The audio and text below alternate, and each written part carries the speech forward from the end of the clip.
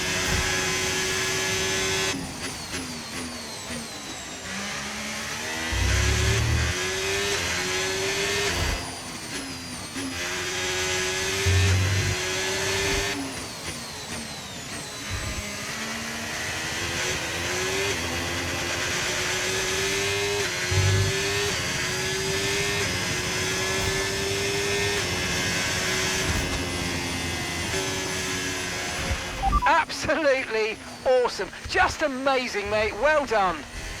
That's more like it, lads.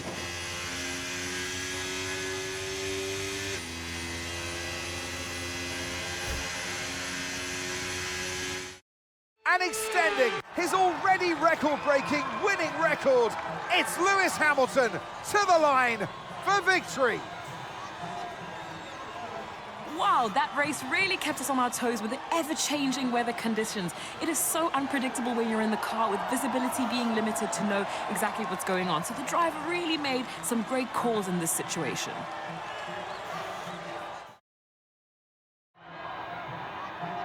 From lights out to the checkered flag, this is what they're racing for. It's points and a trip to the podium. It's a familiar sight in Formula One, and here it is once again. Lewis Hamilton, with the trophy held high, celebrating a masterful victory.